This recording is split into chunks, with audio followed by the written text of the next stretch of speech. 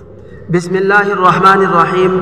عزیزان گرامی، اس وقت مجھے قربانی کرنے والے مسلمانوں سے 3 باتیں عرض کرنی ہیں۔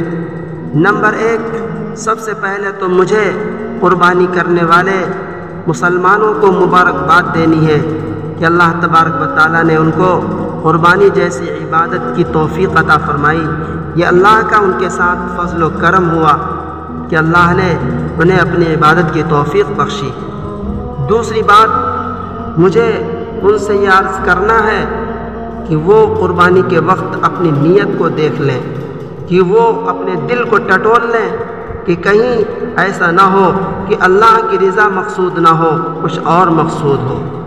اللہ تبارک و تعالیٰ دل کو دیکھتے ہیں، تقوی کو دیکھتے ہیں، اخلاص کو دیکھتے ہیں۔ قربانی سے مقصود فقط اخلاص ہے، نہ گوشت مقصود ہے، نہ خون مقصود ہے۔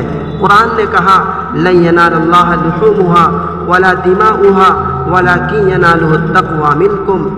ہرگز قربانی کا گوشت اور خون اللہ کی بارگاہ میں نہیں پہنچتا، اللہ تبارک و تعالیٰ کی بارگاہ میں تمہارا تقوی، تمہارا اخلاص، تمہارا جذبہ پہنچتا ہے۔ لہذا قربانی کرنے والے اپنے دل کو ٹٹول لیں، اپنے دل کو دیکھ لیں، اپنی نیت کو درست کر لیں۔ اور تیسری اور آخری بات یہ ہے کہ جانور کو ذبح کر رہے ہیں تو اپنی انا کو بھی، اپنی میں کو بھی ذبح کر دیں۔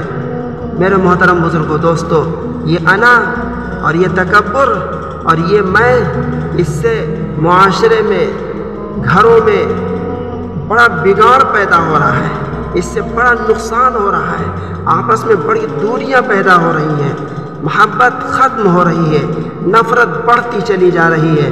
اس لیے جانور کو قربان کرنے کے ساتھ ساتھ مسلمانوں، قربانی کرنے والوں، اپنی انا کو بھی ذبح کر دو، اپنی میں کو بھی قربان کر دو۔ اللہ تبارک و تعالی ہم سب میں تواضع پیدا فرمائے، تکبر سے ہم سب کی حفاظت فرمائے۔